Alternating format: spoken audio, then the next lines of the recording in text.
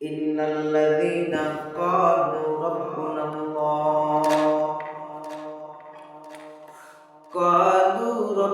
রাব্বুনাল্লাহু সুম্মা ইসতাকামু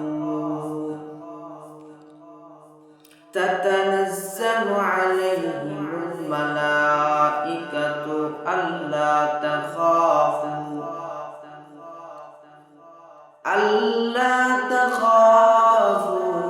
ওয়া লা তাহজানু ওয়া আবশিরু বিল জান্নাতিল্লাতী কুনতুম তুআদুন। যারা মুখে মুখে বলে আমরা আল্লাহকে ভালোবাসি, যারা আল্লাহকে মুখে মুখে বলে আমরা রবকে ভালোবাসি, বইলা এই কথার পর অটল থাকে, অবিচল থাকে, ইস্তিকামাতের সাথে থাকে, রব জানায়া দেন এই সমস্ত বান্দারা মরতে দেরি, তো রবের জান্নাতে যাইতে দেরি নাই। সুবহানাল্লাহ। মরতে দেরি, জান্নাতে যাইতে দেরি। মুফাসসিরে ইকরামরা বলেন এই সমস্ত লোকজনরা এদের মধ্যে আর মৃত্যুর মধ্যে, এদের মধ্যে আর জান্নাতে যাওয়ার মধ্যে পার্থক্য হলো শুধু মরণ। মত হয়ে গেছে তো সঙ্গে সঙ্গে জান্নাতে চলে গেছে। এমন ঈমান আনার আল্লাহর এক বান্দী ছিল হযরতে আসিয়া। ঘটনা আমরা সকলেই জানি, আসিয়ার ঘটনা জানে না এমন লোক খুব কমই পাওয়া যায়। হযরতে আসিয়া যে সময় ইসলাম গ্রহণ করলেন, ইসলাম গ্রহণ করার পর ফিরাউনের কাছে যে সময় খবর গেল আসিয়া ইসলাম গ্রহণ করছে, এই খবর যাওয়ার পর ফিরাউন রাজ দরবারে বসা। এই সময় কিছু লোক ফিরাউনের কাছে যাইয়া ফিরাউন রে বলে, ও ভাই বাচ্চা, ও আমাদের রব, ও আমাদের প্রভু, আমরা তো আপনাকে রব বইলা মানি, কিন্তু আপনার ঘরের লোক, ঘরের মধ্যেই তো আপনার বড় শত্রু হয়ে গেছে। ফিরাউন ডাক দিয়ে বলে, ভাই একটুখানি বলো না ঘটনাটা কি। ফিরাউনের লোকজন জানায়, আপনার ঘরের বিবি উনি তো ইসলাম ধর্ম গ্রহণ করে ফেলছে। আসিয়া ইসলাম ধর্ম গ্রহণ করছে। এই কথা শোনার সঙ্গে সঙ্গে ফিরাউনের মিজাজ গরম, ফিরাউনের রবগিরির মধ্যে বাধা চলে আসছে। ফিরাউন রব বলে দাবি করছিল, এর মধ্যে বাধা চলে আসছে। ফিরাউন সঙ্গে সঙ্গে আসিয়ার কাছে চলে গেছে। আসিয়ার কাছে বলে, বিবি আমার, আমি শুনলাম তুমি নাকি ইসলাম ধর্ম গ্রহণ করছো, আমাকে রব বলা তুমি মানো না। আসিয়া এমন ঈমান আনছে, ফিরাউনের জবাবের মধ্যে বলে, আসিয়া জবাব দিতেছে, ফিরাউন প্রশ্ন করছে, তুমি কি আমাদের রব বলে মানো না? আসিয়ার সঙ্গে সঙ্গে বলতেছেন, রব্বি আল্লাহ, আমার রব হলো আল্লাহ। ফিরাউনের মেজাজটা গরম হয়ে গেছে। তারপর বড়ই মহব্বতের বিবি ছিলেন ফিরাউনের, আসিয়া বড়ই মহব্বতের ফিরাউনের বিবি। খুব চমৎকার ভাবে ফিরাউন বুঝাইতে লাগলো, আসিয়া আমি তোমাকে স্বর্ণ অলংকার আরো বাড়ায়া দিব, রাজপ্রাসাদ তোমার নামে করে দিব,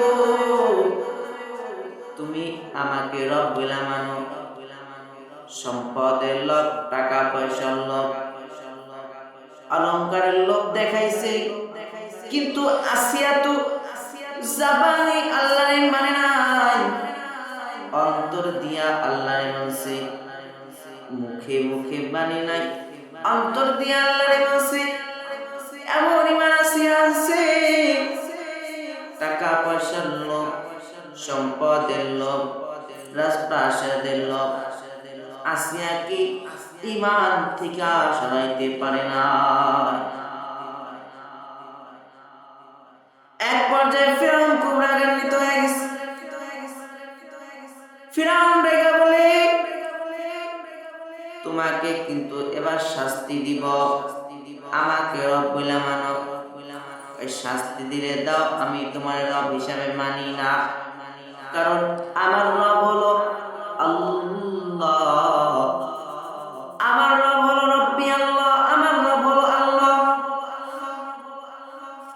এমন ভাবে আল্লাহর সঙ্গে সম্পর্ক করছি।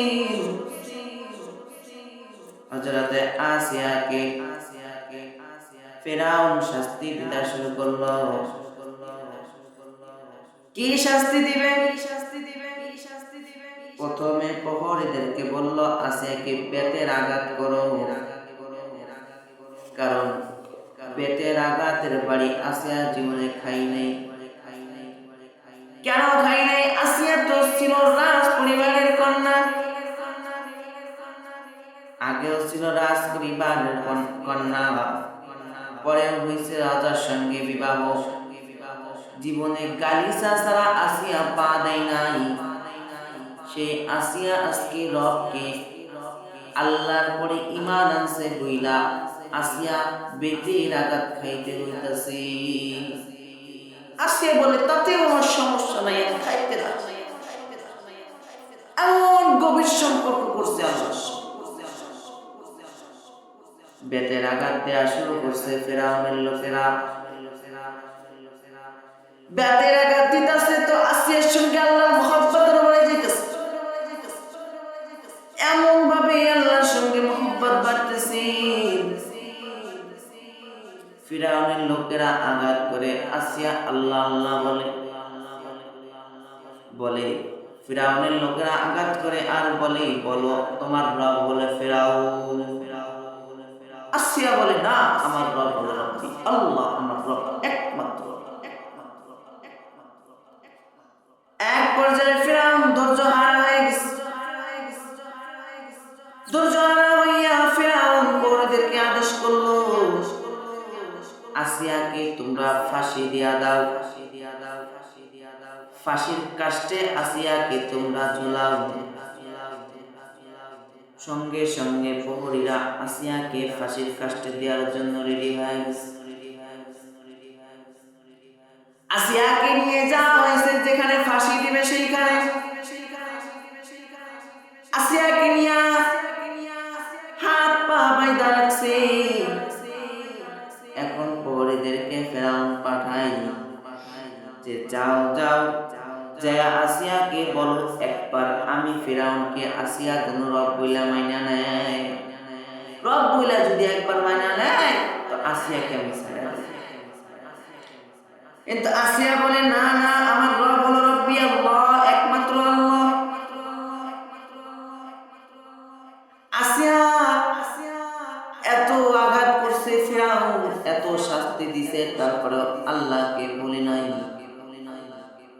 আল্লাহকে রব বইলা মনে প্রাণে মাইরা নিছে। ফিরাউন বলে, আসিয়াকে তো ফাঁসি দিবা, ফাঁসি দিলি তো কাজ শেষ। লোকজনের ভয় তো পাইতে হবে, আমি রব।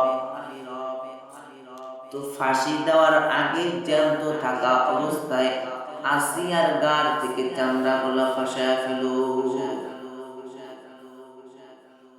জ্যান্ত থাকা অবস্থায় আসিয়ার গা থেকে চামড়া খসিয়ে ফেল।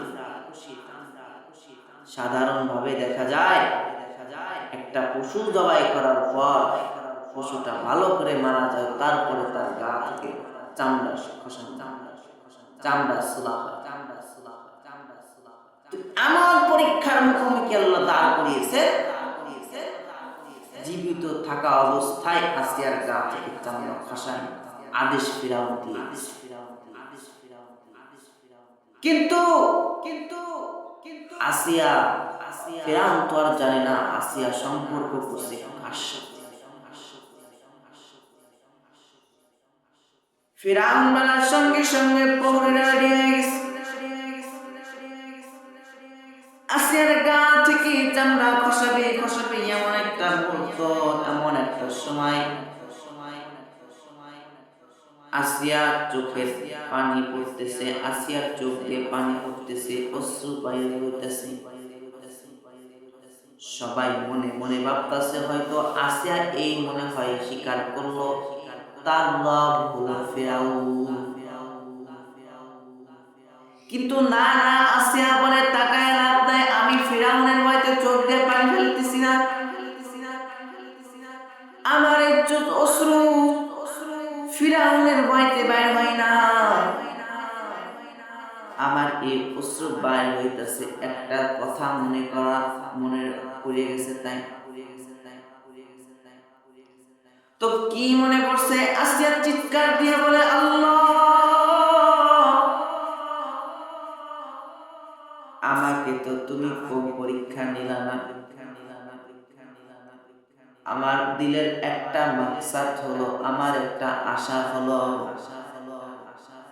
আমার দিলের একটা তামান্না হলো, আমি মারা যাওয়ার পর আপনি যে জান্নাতে থাকেন ওই জান্নাতের পাশে আমি আসিয়ার জন্য একটা ঘর বানায়া দিয়ে।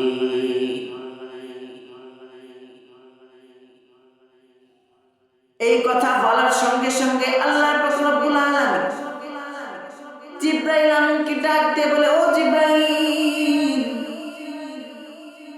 তাকায়া দেখো না আসিয়া কি বলে আমারে। আসিয়া আমার জান্নাতের মধ্যে একটা ঘর চাইছে, তুমি একটা বাড়ি বানাইবা আসিয়ার জন্য, আমার বাসার পাশে একটা বাসা। আল্লাহ যে জান্নাতে থাকে ওই জান্নাতের মধ্যে আসিয়ার জন্য একটা ঘর বানাইছে। আল্লাহ পাক রব্বুল আলামিন জিবরাইলের ডাক দিয়ে কয়, ও জিবরাইল, ঘর বানাইছো, ওই ঘরটা নিয়ে আসিয়ার সামনে যাও, যা আসিয়ারে দেখাও। আল্লাহ তাআলা রব্বুল আলামিন আসিয়ার কথা কি আল্লাহ তাআলা কবুল করে নিছি। সুবহানাল্লাহ। জিবরাইল আমিন জান্নাত থেকে ঘরটা নিয়ে আসিয়ার সামনে ধরছেন। আল্লাহ আদেশ করছিল আগে আসিয়ারে ঘর দেখাইবা, জান্নাতের মধ্যে যে তার জন্য বাড়ি বানাইছি ওই বাড়ি দেখাইবা আর তার জানটারে কবজ করে ফেলবা।